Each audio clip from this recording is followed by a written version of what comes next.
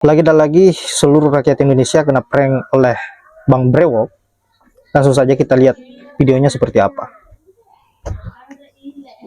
Kutuklah kami termasuk diriku ini kalau kami mengkhianati komitmen ini. Kami ingin perbaiki bangsa ini, saudaraku semuanya. Pada akhirnya menjilat Prabowo juga. Astaga. Mohon maaf kalau saudara mengatakan mereka adalah negarawan. Nah, kalau saya sebaliknya, saya menganggap mereka adalah oportunis, selalu mencari keuntungan, mencari kesempatan yang menguntungkan mereka. Betul. Membangun sebuah bangsa itu tidak selalu harus di pemerintahan.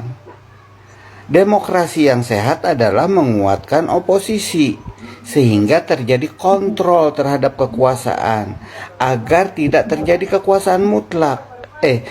Kekuasaan mutlak itu lebih jahat daripada diktator loh. Kelihatannya demokratis, tapi dia menguasai semua lini.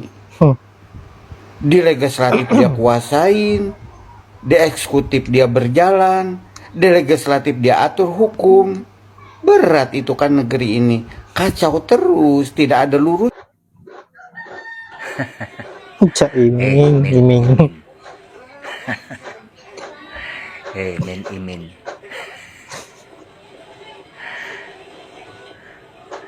Awakmu itu cuman haus jabatan, min. Betul. Hanya orang-orang rakus ingin jabatan. Kemarin awakmu, min ya. Kemarin awakmu melaporkan kecurangan 02. Ngapain, min?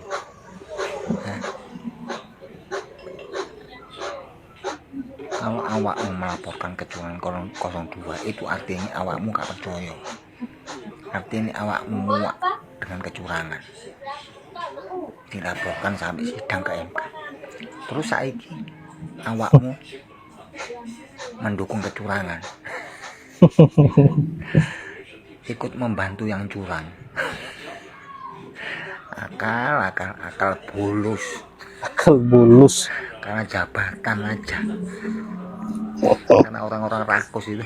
Tahu nggak? Dengar nggak? Katanya Nasdem sama PKB merapat kepada kubu sebelah demi bangsa negara katanya. Lalu kenapa jadi nggak mau jadi oposisi? Nah sih kalau oposisi kan kering, kalau merapat kan basah katanya. Oh begitu bangsa dan negaranya demi kursi toh. Lalu kalau ada rakyat mengadu tentang masalah BBM naik, ketenaga kerjaan, undang-undang kerjaan yang tidak berpihak kepada buruh, lalu nama BPJS naik, lalu apalagi penyerobotan tanah, lalu siapa yang bela rakyat? Tolonglah bahwa oposisi itu mulia demi menjaga demokrasi yang sehat. Tapi pada saat sekarang Para jenderal sudah turun gunung. Tanda negara sedang tidak baik-baik saja. pemilu yang sepertinya harusnya dilakukan secara Ngeri betul ada. jujur dan adil, tapi dicurangi dan juga dimasukkan unsur-unsur jahat di dalamnya. Dan kita sangat kecewa karena ini dimulai dan dikomandoi oleh Presiden Jokowi yang sebelumnya kita pilih untuk memimpin kita membangun Indonesia ini. Betul?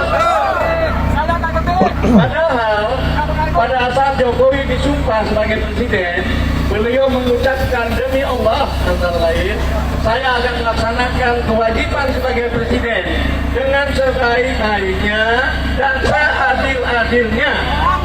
Dengan beliau cawe-cawe, berarti beliau tidak adil, betul? Berarti beliau telah melanggar sumpahnya, betul? Selanjutnya, KPU yang mestinya adalah organisasi yang mandiri, independen menurut konstitusi, diacak-acak, betul? Kemudian beliau juga mengacak-acak Mahkamah Konstitusi, betul? Mahkamah Konstitusi seharusnya tugasnya menguji undang-undang terhadap undang-undang dasar, malah digunakan untuk membentuk undang-undang baru yang memungkinkan anaknya maju menjadi wakil presiden. Ini semua sangat mengecewakan kita semua. Apa yang kita sampaikan tentang cawe-cawe dan kecurangan Bapak Joko Widodo bukanlah hoax atau fitnah. Semuanya sudah terekam dengan baik di dalam telepon-telepon genggam jutaan rakyat Indonesia dan jutaan atau mungkin ratusan pengamat-pengamat asing. Betul. Oleh sebab itu jangan terkejut kalau di sebuah sidang PBB, Komisi HAM PBB menyinggung tentang kecurangan pemilu di Indonesia dan juga kecurangan dinasti politik di Indonesia. Dan itu sangat memalukan Indonesia. Betul. Oleh karena itu kita berharap anggota Dewan yang terhormat berkenan untuk menggelar angket untuk bisa meminta pertanggungjawaban Presiden secara jujur dan adil dan konstitusional. Atau cara lain, mungkin Bapak Jokowi berkenan menyontoh Pak Harto untuk mundur ke jabatan sebagai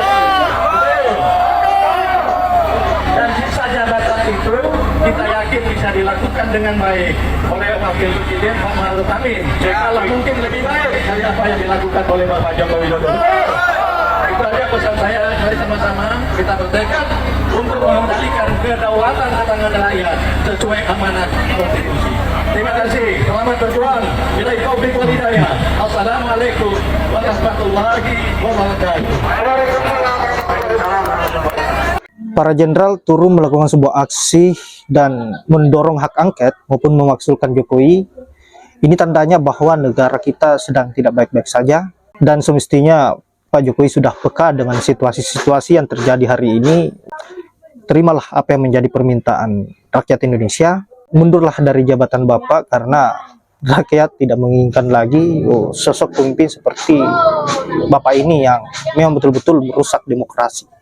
Nah, apa yang menjadi perilaku-perilaku Pak Surya Paloh dan juga Caimin ini saya kira mengundang reaksi keras dari para netizen atau rakyat Indonesia yang merasa bahwa rakyat sedang ditipu oleh mereka-mereka ini, yaitu Caimin dan juga Pak Surya Paloh yang hanya berpikir soal kepentingan pribadinya, rela mengkhianati rakyat hanya untuk bagaimana agar bisa mendapatkan sebuah jatah kursi untuk partai-partainya.